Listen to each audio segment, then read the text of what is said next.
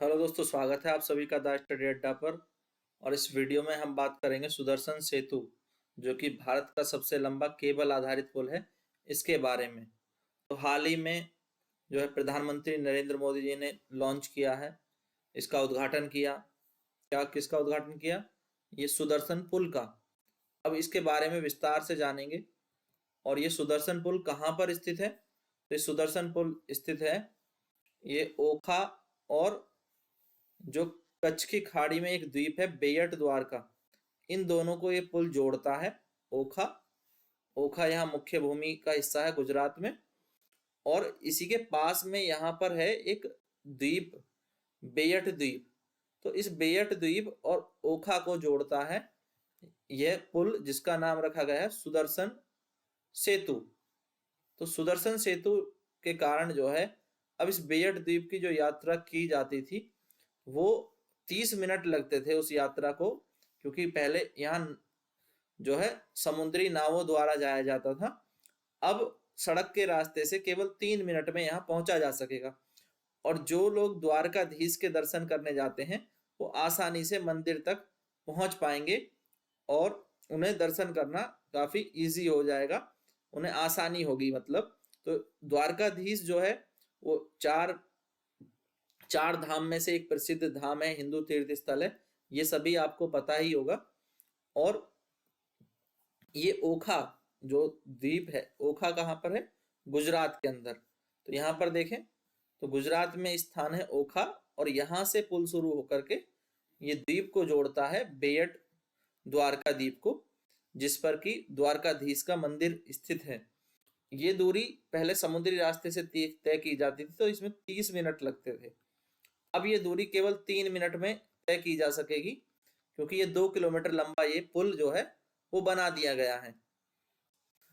अब इस पर पुल के डिजाइन पर थोड़ा बात कर लेते हैं। तो ये पुल का डिजाइन जो है वो सिंगल पाइलन वाला पुल है, यानी एक तोरण वाला पुल है, जिसे केबल से अटैच किया गया है। केबल के सहारे इसको सपोर्ट दिया गया है। ये यहाँ पर तस्वीर में आप देख सकते हैं। तो ये सिंगल पेलोन वाला, तो ये सिंगल पेलोन पर जो है बनाया गया है, और इसको केबल से जो है वो सपोर्ट दिया गया है। और इसके पेलोन पर यानी तोरण पर भगवत गीता के श्लोक लिखे गए हैं दोनों तरफ। जो साइड में इस पर भगवत गीता के श्लोक भी लिखे गए हैं।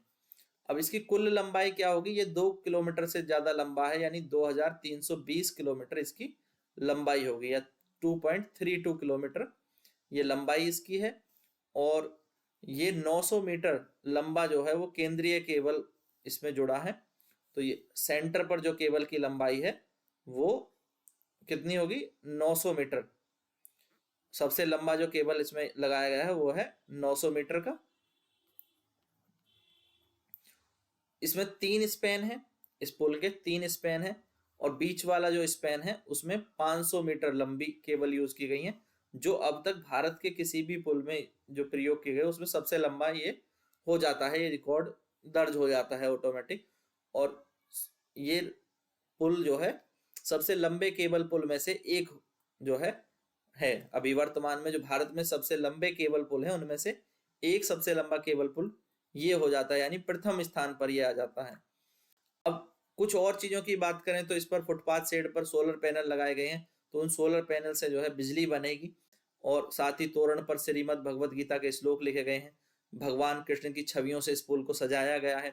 रात के समय में रोशनी के लिए एलईडी लाइटिंग लगाई गई है, ताकि जो पुल जो है रात के समय और भी खूबसूरत दिखाई दे। ये एक अतिरिक्त बातें हो जाती हैं जो इस पुल की खूबसूरती में चार चांद लगा देती हैं।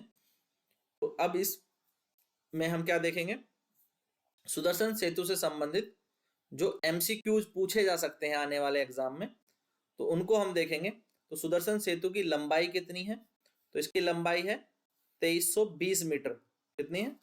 2320 मीटर ये इसकी लंबाई है, यानी 2.32 किलोमीटर।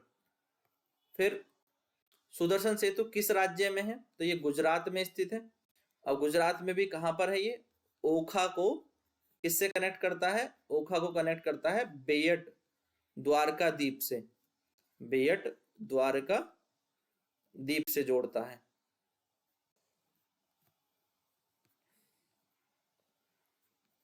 बेयट द्वारका द्वीप, इन दोनों को जोड़ता है और ये गुजरात में स्थित है।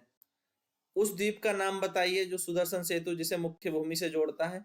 तो मुख्य भूमि पर जो स्थित है वो है ओखा, और जिस द्वीप को जोड़ता है वो है बेयट द्वारका द्वीप।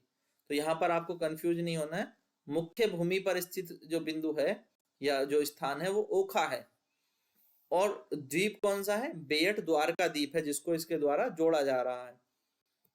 फिर सुदर्शन सेतु का मुख्य उद्देश्य यही है कि मुख्य भूमि और बेयट द्वारका द्वीप के बीच में एक परिवहन लिंक ये प्रदान करता है, यानी अब जो है आसानी से लोग एक दूसरे जगह पर जा सकेंगे और ये दूरी केवल 3 मिनट में पूरी की जा सकेगी।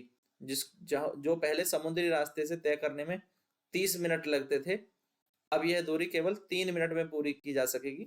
यानी अब 2.32 किलोमीटर की दूरी जाने के लिए आपको केवल 3 मिनट लगेंगे। वहीं उस हिंदू धर्म ग्रंथ का नाम बताइए जिसके श्लोक सुदर्शन सेतु के तोरण पर अंकित किए गए हैं।